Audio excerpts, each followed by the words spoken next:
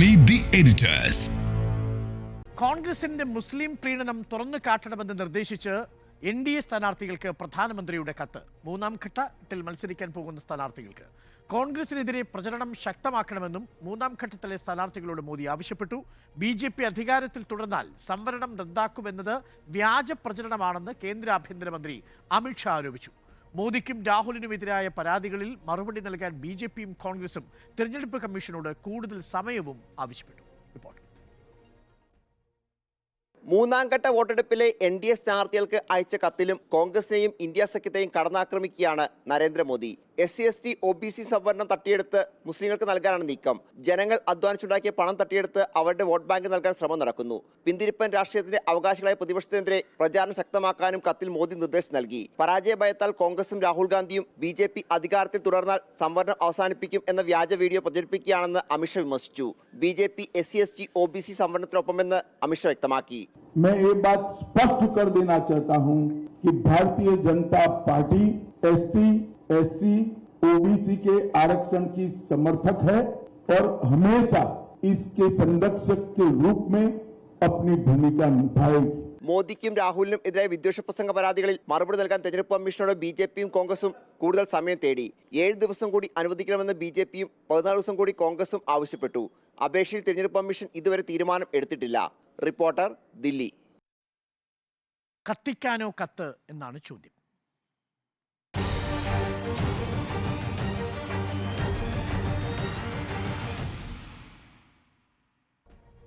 MV Nikesh Kumar, തുടർച്ചയായിട്ട് വിദ്വേഷ പ്രചരണത്തിൻ്റെയും ഈ പറയുന്ന മുസ്ലിം അപരവിദ്വേഷത്തിൻ്റെയും കാര്യങ്ങൾ ആവർത്തിക്കുകയാണ് മോദി. ഇപ്പോഴിതാ കത്തിൻ്റെ രൂപത്തിൽ. നമ്മൾ തുടർച്ചയായി ചർച്ച ചെയ്യുന്ന വിഷയത്തിൻ്റെ ഒരു ഭാഗം എന്നുള്ള നിലയിൽ മാത്രമാണ് നമുക്ക് ഇന്നത്തെ വിഷയത്തെയും കാണാനാവുക. നമുക്കറിയാവുന്നതുപോലെ അരവിന്ദ് കെജ്രിവാളിൻ്റെ അറസ്റ്റ്, അതുപോലെ തന്നെ കോൺഗ്രസ് അടക്കമുള്ള പാർട്ടികളുടെ ഫണ്ട് മരവിപ്പിച്ചത്, പിന്നെ നരേന്ദ്രമോദി എടുത്തുയർത്താൻ ശ്രമിച്ചിട്ടുള്ള വിഷയങ്ങളെല്ലാം തന്നെയും കച്ചിത്തീവായാലും മട്ടനായാലും മീൻ പൊരിച്ചതായാലും കേരള സ്റ്റോറി ആയാലും അതുപോലെ തന്നെ പെറ്റുകൂട്ടുന്നവരെന്നും നുഴഞ്ഞുകയറ്റക്കാരെന്നും മുസ്ലിം മതവിഭാഗത്തെ വിശേഷിപ്പിച്ചതും ഒക്കെ തന്നെയും നമ്മുടെ മുന്നിലുണ്ട്. ഇപ്പോഴാണ് മുസ്ലിം സംവരണത്തെക്കുറിച്ച് പറയുന്നത്. അതുപോലെ രേഖകളുടെ അടിസ്ഥാനത്തിൽ തന്നെ വിശകലനം ചെയ്താൽ മുസ്ലിങ്ങളുടെ സംവരണം എന്ന് പറയുന്നത് അതൊരു മത സംവരണമായിട്ടല്ല കാണേണ്ടത് എന്ന് നമ്മുടെ ഹൈക്കോടതിയും സുപ്രീം കോടതിയും വ്യക്തമാക്കി കഴിഞ്ഞിരിക്കുന്നു എന്നുള്ളതാണ്. ആ വിഷയമാണ് പ്രധാനമന്ത്രി നരേന്ദ്രമോദി എടുത്ത് തെറ്റായ വിധത്തിൽ വ്യാഖ്യാനിച്ച് സമൂഹത്തിൽ സ്പർദ്ധ ഉണ്ടാക്കാൻ ശ്രമിക്കുന്നത് എന്നുള്ളതാണ്. അത് അൺകോൺസ്റ്റിറ്റ്യൂഷണലാണ് എന്നും സാമൂഹ്യ സുരക്ഷിതത്വത്തിന് എതിരാണ് എന്നും അംബേദ്കറുടെ മൂല്യങ്ങൾക്കെതിരാണ് എന്നും അദ്ദേഹം പറയുമ്പോൾ അദ്ദേഹം യഥാർത്ഥത്തിൽ കേരള ഹൈക്കോടതി വിധിയും സുപ്രീം കോടതി വിധിയും കാണുന്നില്ല എന്നുള്ളതാണ് ഏറ്റവും പരമദയനീയമായ കാര്യം എന്നുള്ളതാണ്. 79 കർണാടക ഹൈക്കോടതിയിൽ ബാക്ക്വേർഡ് ക്ലാസസിൻ്റെ സംവരണത്തിൽ ജസ്റ്റിസ് ചിന്നപ്പ റെഡ്ഡി നൽകിയിട്ടുള്ള കമ്മീഷൻ റിപ്പോർട്ടിനെ അംഗീകരിച്ചിട്ടുണ്ട് എന്നുള്ള കാര്യവും ഒപ്പം തന്നെ ഈ അടുത്ത കാലത്ത് കർണാടകത്തിൽ മുസ്ലിം സംവരണത്തിനെതിരായ ബസവരാജ ബൊമ്മയുടെ സർക്കാരിൻ്റെ തീരുമാനത്തെ BV നാഗരത്നയുടെ അധ്യക്ഷതയിലുള്ള ബെഞ്ച് സ്റ്റേ ചെയ്തതും ഒക്കെ തന്നെയും ഒടുവിലത്തെ വിധികളാണ്. പരമപ്രധാനമായ ഇക്കാര്യത്തിലുള്ള അന്തിമമായ വിധി തീർപ്പാണ് എന്നുള്ളതാണ്. പക്ഷേ ഈ ഘട്ടത്തിൽ തന്നെയാണ് ഈ പശ്മന്ത മുസ്ലിങ്ങളെ സ്വാധീനിക്കാൻ വേണ്ടി അവർക്ക് സംവരണം നൽകുന്നതിനെക്കുറിച്ചൊക്കെ തന്നെയും BJP വാചാലരായിട്ടുള്ളത്. വടക്കേ ഇന്ത്യയിൽ അത്തരത്തിലുള്ള ഒരു വിഭജനം മുസ്ലിങ്ങൾക്കിടയിൽ ഉണ്ടാക്കി ആ വിഭജനത്തിലൂടെ പശ്മന്ത മുസ്ലിങ്ങളെ തങ്ങൾക്ക് ഒപ്പം ചേർക്കാൻ വേണ്ടിയിട്ടുള്ള ശ്രമവും നരേന്ദ്രമോദിയും BJPയും ശ്രമിച്ചിട്ടുള്ളത് എന്നുള്ളതാണ്. ഇവിടെ ഏറ്റവും പ്രധാനപ്പെട്ട കാര്യം എന്ന് പറയുന്നത് BJPയെ സംബന്ധിച്ചിടത്തോളം വലിയ രീതിയിൽ അവർ പരിഭ്രാന്തരാണ് എന്നുള്ളതാണ്. അവർക്ക് ഒരുപാട് ലക്ഷ്യങ്ങളുണ്ടായിരുന്നു. അതിനനുസരിച്ചുള്ള വഴികൾ അവർ വെട്ടിത്തെളിച്ചു വെച്ചിരുന്നു. രാമക്ഷേത്ര നിർമ്മാണം അടക്കമുള്ള കാര്യങ്ങൾ, അതുപോലെ തന്നെ സ്ത്രീ സംവരണം പാർലമെൻറ്റിലൊക്കെയുള്ള സ്ത്രീ സംവരണം അടക്കമുള്ളതായിരുന്നു അവരുടെ അജണ്ടയെങ്കിലും അത് വെച്ച് കാര്യങ്ങൾ മുന്നോട്ട് പോകുന്നില്ല എന്ന് കണ്ടപ്പോഴാണ് നേരത്തെയുള്ള കാര്യങ്ങൾ BJP ഒന്നാം ഘട്ടത്തിലും രണ്ടാം ഘട്ടത്തിലും ഉപയോഗിച്ചത്. മൂന്നാം ഘട്ടത്തിൽ അത് പൂർണ്ണമായും തീവ്രമായി ഹിന്ദു മുസ്ലിം വിഭാഗീയത സൃഷ്ടിക്കുന്നതിന് വേണ്ടി ആയിരിക്കണം എന്ന് നരേന്ദ്രമോദി തൻ്റെ കത്തിലൂടെ പറയുന്നു. പറയുകയാണ് ചെയ്യുന്നത് എന്നുള്ളതാണ്. ഇപ്പോൾ നമ്മൾ കാണേണ്ട ഒരു കാര്യം എന്ന് വെച്ച് കഴിഞ്ഞാൽ ഈ ഒരു അജണ്ടയ്ക്കൊപ്പം യഥാർത്ഥത്തിൽ ലോക്സഭയിലേക്ക് തെരഞ്ഞെടുപ്പ് നടത്താതിരിക്കാനുള്ള ഒരു ഗെയിം പ്ലാൻ പോലും ഉണ്ടായിരുന്നോ എന്ന് സംശയിക്കുകയാണ്. പല മണ്ഡലങ്ങളിലും ഇപ്പോൾ 2 മണ്ഡലങ്ങൾ നമ്മൾ കണ്ടു കഴിഞ്ഞിരിക്കുന്നു. ഒന്ന് സൂറത്തും 2 ഇൻഡോറും. ഈ 2 ലോക്സഭാ മണ്ഡലങ്ങളിൽ കോൺഗ്രസിൻ്റെയും സ്വതന്ത്ര മറ്റ് പാർട്ടികളുടെ സ്ഥാനാർത്ഥികളെയും പിൻവലിക്കാൻ നരേന്ദ്രമോദി അല്ലെങ്കിൽ BJPക്ക് വിജയകരമായി സാധിച്ചിരിക്കുന്നു എന്നുള്ളതാണ്. ഇത് 2 മണ്ഡലങ്ങളിലെ പ്ലാൻ ആയിരുന്നോ അതോ കൂടുതൽ മണ്ഡലങ്ങളിൽ ഉണ്ടായിരുന്നോ? അപ്പോൾ ഇനി വരാനിരിക്കുന്ന തെരഞ്ഞെടുപ്പുകളൊക്കെ തന്നെയും ഈ നിലയിൽ 2 എന്നുള്ളത് അതിൻ്റെ മൾട്ടിപ്ലിക്കേഷൻ ഉണ്ടാകുവാൻ സാധ്യതയുണ്ടോ, അല്ലെങ്കിൽ തെരഞ്ഞെടുപ്പ് പൂർണ്ണമായും ഉണ്ടാകാതിരിക്കാനുള്ള സാധ്യതയുണ്ടോ എന്നുപോലും സംശയിക്കുന്ന വിധത്തിലാണ്. ഇപ്പോൾ വേണമെങ്കിൽ നമുക്ക് സൂറത്തിനെ കുറിച്ച് നമുക്ക് ലഭ്യമായ തെളിവുകളില്ല. ഇവിടെ കൈലാഷ് വിജയവർഗിയ BJPയുടെ ദേശീയ ജനറൽ സെക്രട്ടറി ഇൻഡോറിൽ താനാണ് ആ സ്ഥാനാർത്ഥിയെ പിൻവലിപ്പിച്ചതെന്ന് അദ്ദേഹം തന്നെ ട്വീറ്റ് ചെയ്തിരിക്കുന്നു എന്നുള്ളതാണ്. നമ്മുടെ നാട്ടിൽ തെരഞ്ഞെടുപ്പ് നടക്കാൻ പാടില്ല. 15 ലക്ഷം മുതൽ അങ്ങോട്ട് വോട്ടുള്ള ഒരു ലോക്സഭാ മണ്ഡലത്തിൽ ജനങ്ങൾക്ക് അവരുടെ വിധി നിർണ്ണയം നടത്താനുള്ള അവകാശമില്ല എന്ന് പ്രഖ്യാപിച്ചുകൊണ്ട് BJP മുന്നോട്ട് പോകുന്നു. അപ്പോൾ നമ്മുടെ ഒരു ജനാധിപത്യ സംവിധാനത്തിൻ്റെ കടക്കൽ കത്തിവെക്കുന്ന രീതിയിൽ സാധാരണഗതിയിൽ ജനാധിപത്യപരമായ ചർച്ചകളില്ലാതാക്കുന്നതിന് വളരെ വർഗീയവും വിഭജനപരവുമായിട്ടുള്ള നയങ്ങളും തീരുമാനങ്ങളും അടിച്ചേൽപ്പിച്ചുകൊണ്ട് അല്ലെങ്കിൽ അത്തരത്തിലുള്ള പ്രചരണങ്ങൾ സംഘടിപ്പിച്ചുകൊണ്ട് ഒരു പാർട്ടി, അതും കഴിഞ്ഞ 10 വർഷം കേവല ഭൂരിപക്ഷത്തോടുകൂടി അധികാരത്തിരിക്കുന്ന പാർട്ടി മുന്നോട്ട് പോകുന്നു എന്ന് പറയുമ്പോൾ ഇന്നത്തെ കത്ത് ഒരത്ഭുതമല്ല. ഇത് BJPയുടെ കൃത്യമായ രീതിയിൽ അവർ പിന്തുടരുന്ന നയങ്ങളുടെ തുടർച്ചയാണ്. ഈ തെരഞ്ഞെടുപ്പിൻ്റെ ആദ്യഘട്ടത്തിൽ മോദി പറഞ്ഞത് മോദി ഗ്യാരണ്ടിയെക്കുറിച്ചാണ്. 2ാം ഘട്ടത്തിൽ മോദി ആദ്യഘട്ട തെരഞ്ഞെടുപ്പ് കഴിയുമ്പോൾ മോദി പറയുന്നത് രാമക്ഷേത്രത്തെക്കുറിച്ചാണ്. 2ാം ഘട്ടത്തിൻ്റെ ഒടുവിലെത്തുമ്പോഴേക്കും മോദി പ്രചരണത്തിൻ്റെ ഗിയറും രൂപവും മാറ്റുന്നു. പിന്നെ പറയുന്നത് മുഴുവൻ അവരെക്കുറിച്ചും നമ്മളെക്കുറിച്ചുമാണ്. അപരവിദ്വേഷത്തിൻ്റെ കനലുകൾ ഇരിയിച്ചുകൊണ്ടാണ് BJPയുടെ പ്രചരണം 2ാം ഘട്ടം മുതൽ മുന്നോട്ട് പോയിക്കൊണ്ടിരിക്കുന്നത്. അതിൻ്റെ ഒരു തുടർച്ചയായിട്ടാണ് ഈ കത്ത് എന്നതാണ് ഞാനും കാണുന്നത്. പല പല പ്രയോഗങ്ങളിലൂടെയാണ്. അതിൽ കോൺഗ്രസ് പ്രകടന പത്രിക പുറത്തിറക്കുമ്പോൾ അതിൽ മുസ്ലിം ലീഗിൻ്റെ മുദ്ര പതിഞ്ഞിരിക്കുന്നു എന്ന കള്ളം പറയുന്നു. അതിലൊരിടത്ത് പോലും മുസ്ലിം സമുദായത്തെക്കുറിച്ച് മാത്രം പറഞ്ഞിട്ടില്ല. അതിലേതെങ്കിലും തരത്തിൽ SC/STയുടെയോ OBCയുടെയോ സംവരണം മുസ്ലിങ്ങൾക്കെടുത്ത് കൊടുക്കും എന്നും പറഞ്ഞിട്ടില്ല. പകരം സാമൂഹികമായ സാമ്പത്തികമായിട്ടുള്ള നീതി ഉറപ്പാക്കുന്നതിനു വേണ്ടി ജാതി സെൻസസിനോടൊപ്പം സാമ്പത്തിക സർവേയും നടത്തുമെന്ന് പറയുന്നതിനെയാണ് SC/STയുടെയും OBCയുടെയും നിങ്ങളുടെ ഭാര്യമാരുടെയും മംഗല്യസൂത്രങ്ങൾ വരെ അവർ പിടിച്ചെടുക്കാൻ പോകുന്നുവെന്ന പരിഭ്രാന്തി പടർത്തുന്നത്. ഇതാണ് ആ ഘട്ടത്തിൽ കണ്ടത്. അതിനുശേഷം ഒരു പടി കൂടി മുന്നോട്ട് പോകുന്നു. കർണാടകയിലെ ബൽഗാവിയിൽ എത്തുന്ന സമയത്ത് നരേന്ദ്രമോദിയുടെ പ്രചരണത്തിൽ പറയുന്നത്, ദാ നോക്കൂ, അവരുടെ മാനിഫെസ്റ്റോയിൽ അവർ ഔറംഗസേബിനെ പിന്തുണയ്ക്കുകയാണ്. ഔറംഗസേബിനോടൊപ്പം ക്ഷേത്രങ്ങൾ കൊള്ളയടിക്കാൻ വന്നവരെ കുറിച്ച് പറയുന്നു, നവാബുമാരെ കുറിച്ച് പറയുന്നു, നിസാമുമാരെ കുറിച്ച് പറയുന്നു, സുൽത്താൻമാരെ കുറിച്ച് പറയുന്നു. പക്ഷേ ഇവരാരും തന്നെ ക്ഷേത്രങ്ങൾ സംരക്ഷിക്കുന്നവരെ കുറിച്ച് പറയുന്നില്ല എന്ന് പറയുന്നു. 3ാമത്തെ ഘട്ടം വീണ്ടും ഇത് അപരവിദ്വേഷത്തിൻ്റെ കനലിരിയിക്കുന്നതിന് വേണ്ടി പറയുന്നു. അവർ ഇൻഫിൽട്രേറ്റേഴ്സിന് വേണ്ടി, നുഴഞ്ഞുകയറ്റക്കാർക്ക് വേണ്ടി, കൂടുതൽ കുഞ്ഞുങ്ങളെ സൃഷ്ടിക്കുന്നവർക്ക് വേണ്ടി രാജ്യത്തിൻ്റെ സ്വത്തുക്കൾ വിതരണം ചെയ്യുന്നവരായി മാറാൻ പോകുന്നു കോൺഗ്രസ്സുകാർ എന്ന് പറയുന്നു. ഇന്നിപ്പോൾ തെലങ്കാനയിൽ വെച്ച് നടത്തിയ പ്രസംഗത്തിൽ നരേന്ദ്രമോദി പറയുന്നത് എന്താണ്? ഞാൻ ജീവിച്ചിരിക്കുമ്പോൾ എൻ്റെ കൊക്കിന് ജീവനുണ്ടെങ്കിൽ മുസ്ലിം സംവരണം കൊണ്ടുവരാൻ കഴിയും. സാർ, ഈ രാജ്യത്ത് കഴിയില്ല. അതാണ് നേരത്തെ ഇവിടെ ഉദ്ധരിച്ചതുപോലെ വിവിധ കോടതി ഉത്തരവുകൾ നമ്മുടെ മുന്നിലുണ്ട്. നമ്മുടെ ഭരണഘടന മതപരമായ സംവരണം എന്നുള്ളത് ഉറപ്പു നൽകുന്നില്ല. മതപരമായ സംവരണമല്ല ഭരണഘടനയിലുള്ളത്, സാമൂഹികവും സാമ്പത്തികവുമായ സംവരണം. അതും സോഷ്യൽ ആൻഡ് എക്കണോമിക് ബാക്ക്വേർഡ്നെസ്സിനെ കുറിച്ചാണ് ഭരണഘടന പറയുന്നത്.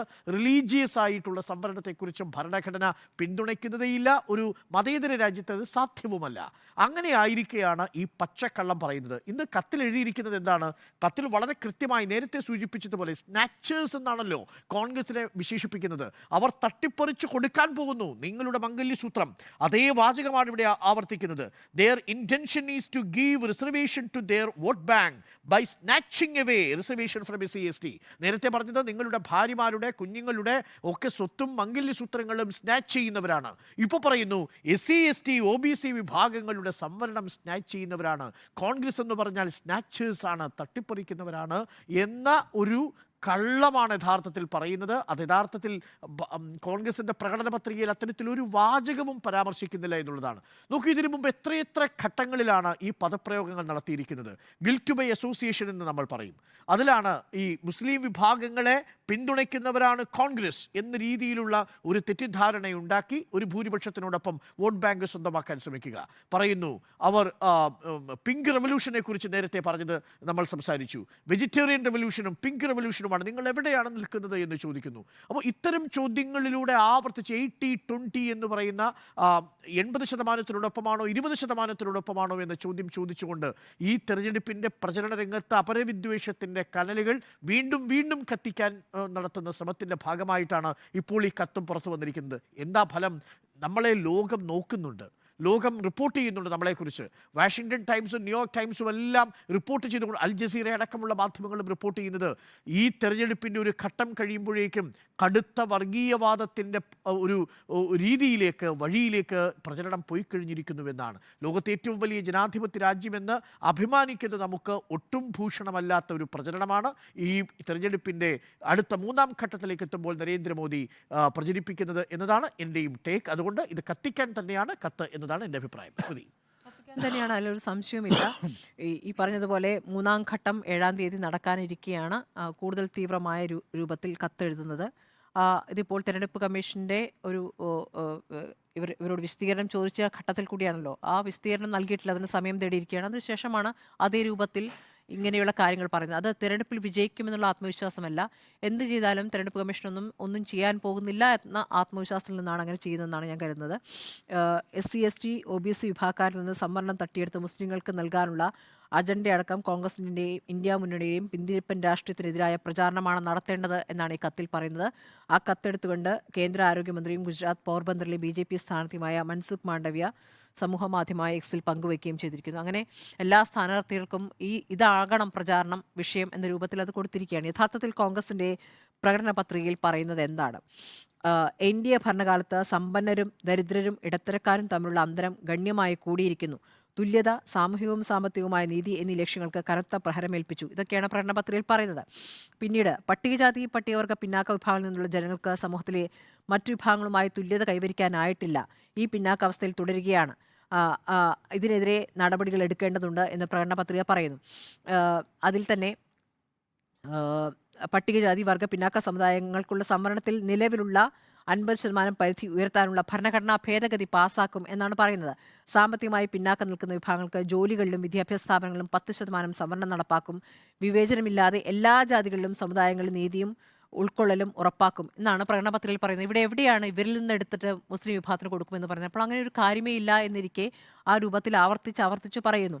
അപ്പോൾ മുസ്ലിങ്ങൾക്ക് സംവരണം SC ST വിഭാഗത്തിൽ നിന്ന് എടുത്തു നൽകുന്നു. പൈതൃക സ്വത്ത് കൈമാറ്റത്തിന് നികുതി, ഇതൊക്കെയാണ് വളച്ചൊടിച്ചുകൊണ്ട് പറയുന്നത്. നേരത്തെ രാജീവ് ഗാന്ധി ഇൻഹെറിറ്റൻസ് ടാക്സ് എടുത്തു കളഞ്ഞത് സ്വത്ത് കിട്ടാനാണ് എന്നാണ് നേരത്തെ പറഞ്ഞിരുന്നത്. ഇപ്പോൾ അത് നടപ്പാക്കുന്നു എന്നാണ് പറയുന്നത്. അപ്പോൾ രണ്ടും കോൺഗ്രസിനെതിരെ 2 രൂപത്തിൽ വൈരുദ്ധ്യത്തോടുകൂടി അവതരിപ്പിക്കുകയാണ്. അപ്പോൾ കൃത്യമായ ഇസ്ലാമോഫോബിയ അതിങ്ങനെ വളർത്തുകയും അതിങ്ങനെ പരത്തുകയും ചെയ്യാനുള്ള ശ്രമം തന്നെയാണ് നടക്കുന്നത്. യഥാർത്ഥത്തിൽ രാജ്യത്തിൻ്റെ ചരിത്രത്തിലെ ഏറ്റവും വലിയ അസമത്വം ഈ 10 വർഷങ്ങളിൽ ഉണ്ടായിട്ടുണ്ട്. ഈ 10 വർഷത്തിൽ ഉണ്ടായിരിക്കുന്ന അസമത്വം, ഉള്ളവരും ഇല്ലാത്തവരും തമ്മിലുള്ള അസമത്വം, രാജ്യത്തെ മൊത്തം വരുമാനത്തിൻ്റെ 22%-വും 1% വരുന്ന കോടീശ്വരന്മാർക്ക് ലഭിച്ചിരിക്കുന്ന ഈ 10 വർഷങ്ങളാണ് കടന്നുപോയിരിക്കുന്നത്. ശതകോടീശ്വരന്മാരുടെ എണ്ണം വർദ്ധിച്ച കാലമാണ് കടന്നുപോയിരിക്കുന്നത്. നോട്ട് നിരോധനം മൂലം അസംഘടിത മേഖലയുടെ തകർച്ച, അതുമായി ബന്ധപ്പെട്ട കാര്യങ്ങൾ, ഇതൊക്കെയാണ് യഥാർത്ഥത്തിൽ രാജ്യത്തിൽ സംഭവിച്ചുകൊണ്ടിരിക്കുന്നത്. പക്ഷേ ഇതൊന്നും തൊടാതെ ഈ വർഗീയതയിൽ ഊന്നിക്കൊണ്ട് പ്രചാരണം നടത്തിക്കൊണ്ട് വിജയിക്കാനാകുമെന്നുള്ള പ്രതീക്ഷയാണ് ഇവർക്ക് ഉള്ളത്. അത് ആവർത്തിച്ചു കൊണ്ടേയിരിക്കുന്നു. മറുവശത്ത് നല്ല പ്രതിരോധമുണ്ട്. മാത്രമല്ല ഇപ്പോൾ സാമൂഹ്യ മാധ്യമങ്ങളിലൊക്കെ പതിവിൽ നിന്ന് വിരുദ്ധമായി ഈ മോദിയുടെ സംഘം നടത്തുന്ന പ്രചാരണങ്ങൾക്ക് തടയിടാൻ അല്ലെങ്കിൽ പറഞ്ഞതിലെ പൊള്ളത്തരം വെളിവാക്കുന്ന ഒരുപാട് പ്രതികരണങ്ങൾ വരുന്നുണ്ട്. നേരത്തെ എനിക്ക് തോന്നുന്നു നേരത്തെയുള്ള ഘട്ടത്തിൽ നിന്നൊക്കെ വ്യത്യസ്തമായി വലിയ രൂപത്തിൽ തന്നെ പ്രതികരണങ്ങൾ വരുന്നത്. കുറച്ച് കാലമായി മോദി ആരാധകരുടെ വലിയ കൂട്ടത്തെയാണ് നമ്മൾ കണ്ടത്. അതിൽ നിന്ന് വ്യത്യസ്തമായ ഒരു സാഹചര്യം രാജ്യത്ത് സംഭവിക്കുന്നുണ്ട് എന്നാണ് ഞാൻ കരുതുന്നത്. ഓക്കെ, ഞാൻ ഉണ്ണി ബാലകൃഷ്ണനിലേക്ക് വരാം. ഉണ്ണി ബാലകൃഷ്ണൻ, കത്തിക്കാനാണോ കത്ത്? നോക്കൂ, ഇപ്പോൾ പ്രജ്വൽ രേവണ്ണയ്ക്കെതിരായിട്ടൊരു വലിയ സെക്സ് സ്കാൻഡൽ രൂപപ്പെട്ടിട്ടുണ്ടെന്നും അങ്ങനെയുള്ളൊരു പാർട്ടിയുമായി സഖ്യമുണ്ടാക്കിയാൽ അത് വലിയ അപകടമാണ് BJPക്ക് ചെയ്യുക എന്നും കഴിഞ്ഞ ഡിസംബറിൽ തന്നെ BJP ദേശീയ നേതൃത്വത്തിന് കൃത്യമായ ധാരണയുണ്ടായിരുന്നു. എന്നിട്ടുകൂടിയും എന്തുകൊണ്ടാണ് BJP JDSുമായി കർണാടകത്തിൽ സഖ്യമുണ്ടാക്കിയത്? ഇപ്പോൾ തെക്കേ ഇന്ത്യയിൽ മൊത്തം എടുത്താൽ 130 സീറ്റുകളാണുള്ളത്. ആ 130 സീറ്റുകളിൽ കേവലം 30 സീറ്റുകളിൽ മാത്രമാണ് 2019 BJP വിജയിക്കാൻ കഴിഞ്ഞത്. അതിൽ 26 സീറ്റുകളും സംഭാവന ചെയ്തത് കർണാടകമാണ്. 4 സീറ്റുകളാണ് തെലങ്കാനയിൽ നിന്ന് കിട്ടിയത്. ആന്ധ്രാപ്രദേശിൽ സീറ്റില്ല, തമിഴ്നാട്ടിൽ സീറ്റില്ല, കേരളത്തിൽ സീറ്റില്ല, പുതുച്ചേരിയിൽ സീറ്റില്ല. അപ്പോൾ ഈ 26 സീറ്റുകളുള്ള കർണാടകത്തിൽ ഒരു വിട്ടുവീഴ്ചയ്ക്കും BJP തയ്യാറല്ല. അവരെ സംബന്ധിച്ചിടത്തോളം കർണാടക ഈ സമയത്തൊരു ബാലികേറാമലയായിട്ടുണ്ട്. കാരണം വെച്ചാൽ കർണാടകയിൽ കഴിഞ്ഞ തെരഞ്ഞെടുപ്പിൽ 2023 നടന്ന നിയമസഭാ തെരഞ്ഞെടുപ്പിൽ BJP കിട്ടിയിരിക്കുന്ന വോട്ടെന്ന് പറയുന്നത് 36%. അപ്പോൾ അവിടെ സിദ്ധരാമയ്യ സർക്കാർ ഇപ്പോൾ ഉണ്ടാക്കിയിരിക്കുന്ന ഒരു ഗുഡ് ഇമേജ് ഉണ്ട്, ഒരു ഗുഡ് വില്ലുണ്ട്. അപ്പോൾ ഇതെല്ലാം തന്നെ BJP ഒരു വലിയ പ്രതിസന്ധിയാണ്. കർണാടകത്തിൽ നിന്ന് നന്നായി തിരിച്ചറിയുന്ന BJP ഒരു 10% വോട്ട് JDSൻ്റെ കൂടെ ചേർന്നാൽ 36 10 46, അങ്ങനെയാണെങ്കിൽ ഏതാണ്ട് ഒരു 22 സീറ്റെങ്കിലും പിടിച്ചെടുക്കാം എന്നുള്ളൊരു കണക്കൂട്ടലിലാണ് JDSുമായി ധാരണയിലെത്തുകയും മത്സരിക്കുകയും ചെയ്യുന്നത്. ഇത്രയും വലിയൊരു അപവാദത്തിലേക്കാണ് ആ പാർട്ടി പോകുന്നതെന്ന് അറിഞ്ഞിട്ടുകൂടിയും അങ്ങനെ ഒരു വിട്ടുവീഴ്ചയ്ക്ക് തയ്യാറായി അങ്ങനെ ഒരു സഖ്യം രൂപപ്പെടുത്തുന്നതിൻ്റെ സമ്മർദ്ദം BJP അനുഭവിക്കുന്ന യഥാർത്ഥത്തിൽ ഈ പറയുന്ന വലിയ തിരിച്ചടി തെക്കേ ഇന്ത്യയിൽ കർണാടകത്തിൽ അവരെ കാത്തിരിക്കുന്നു എന്നുള്ളതാണ്. ഇത് ഒരു സൂചനയായിട്ട് എടുക്കാമെങ്കിൽ രാജ്യത്തുടനീളം BJP സമ്മർദ്ദം അനുഭവിച്ചുകൊണ്ടിരിക്കുകയാണ്. ആ സമ്മർദ്ദത്തിൻ്റെ തുടർച്ചയായിട്ട് വേണം ഈ കത്തിനെ കാണാനായിട്ട്. ഞാൻ ഈ കത്തിനെ ഒരു ടെസ്റ്റ് ഡോസ് ആയിട്ട് കാണുന്നത് യഥാർത്ഥത്തിൽ എന്താണ് നോക്കൂ. ഇപ്പോൾ നമുക്കൊക്കെ അറിയാവുന്നതുപോലെ, നിങ്ങളൊക്കെ സൂചിപ്പിച്ചതുപോലെ, ഒന്നാം ഘട്ടത്തിൽ ഈ പറയുന്ന മുസ്ലിം വിരോധമോ അയോധ്യയോ ഒന്നും തന്നെ ഉണ്ടായിരുന്നില്ല. അത് ഗ്ലോബൽ എക്കണോമിക് പവറാക്കാനായിട്ട് ഇന്ത്യയെ മാറ്റുന്നതിന് വേണ്ടി മോഡിയെ വീണ്ടും അധികാരത്തിൽ കൊണ്ടുവരിക എന്നും മോഡി ഗ്യാരണ്ടി എന്നൊക്കെ പറഞ്ഞുകൊണ്ടാണ് സമീപിച്ചെങ്കിൽ ഒന്നാം ഘട്ടത്തിന് ശേഷം പിന്നെ അങ്ങോട്ട് തുടർച്ചയായിട്ട് മുസ്ലിം വിരോധം പറഞ്ഞു വരുന്നത് എന്തുകൊണ്ടാണ് എന്ന് വെച്ചാൽ, അതാണ് ഈ കത്തിനെ ഒരു ടെസ്റ്റ് ഡോസ് ആയിട്ട് കാണുന്നതെന്ന് പറയുന്നത്. ഈ കാസ്റ്റ് സെൻസസ് എന്ന് പറയുന്ന കോൺഗ്രസിൻ്റെ മുദ്രാവാക്യം വലിയ ഇമ്പാക്റ്റ് നോർത്ത് ഇന്ത്യയിൽ ഉണ്ടാക്കിയിട്ടുണ്ട്. യാതൊരു സംശയവും അക്കാര്യത്തിനകത്ത് വേണ്ട. അത് ഈ പട്ടികജാതി പട്ടികവർഗ്ഗങ്ങൾക്കിടയിൽ ഉണ്ടാക്കിയിട്ടുണ്ട്, അതർ ബാക്ക്വേർഡ് ക്ലാസ്സിനിടയിൽ ഉണ്ടാക്കിയിട്ടുണ്ട്. നമ്മൾ നോക്കേണ്ട ഒരു കാര്യം വെച്ചാൽ ഒരു 65-70% എന്ന് പറയുന്നത് ഈ വിഭാഗമാണ് നമ്മുടെ രാജ്യത്ത്. OBC ആണ്, SC ആണ്, ST ആണ്. ഇപ്പോൾ ഈ പറയുന്ന BJPയുടെ വോട്ട് ബാങ്ക് എടുത്തു നോക്കിയാൽ ഒരു 4% 5%മാണ് സവർണ വോട്ട്.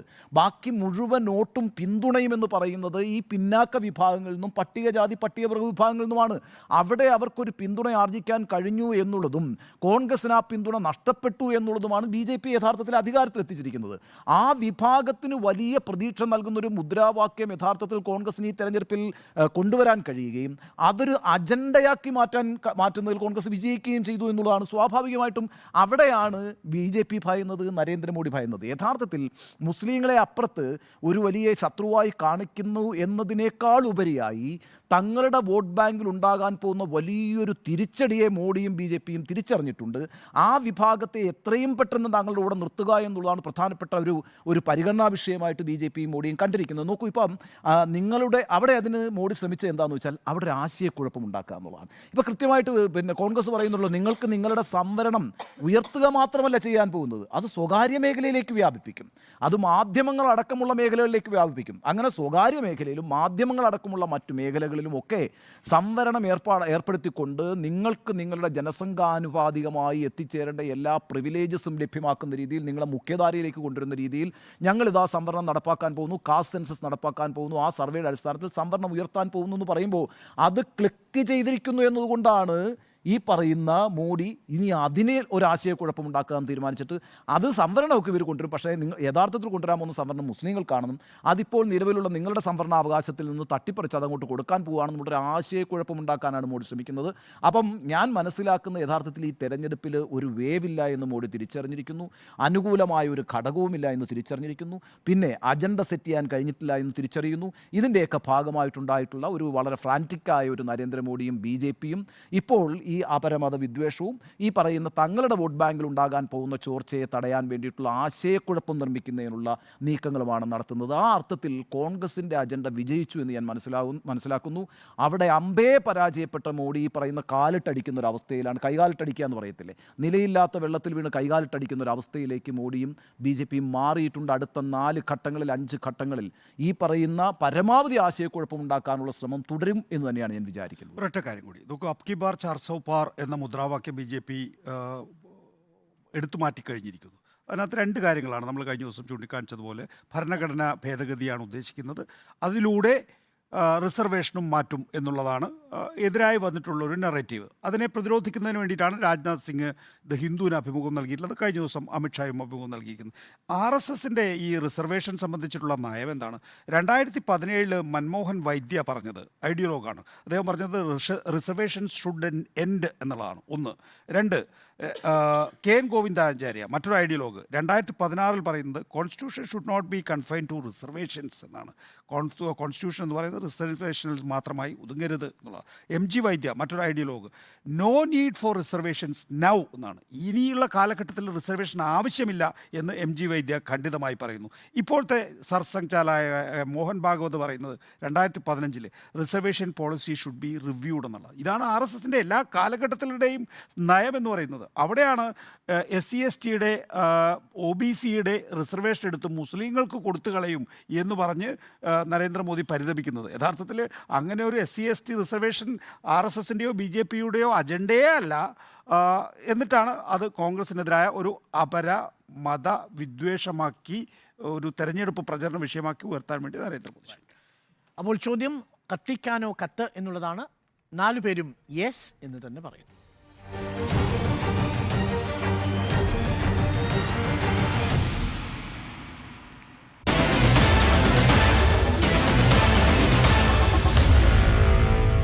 Meet the editors.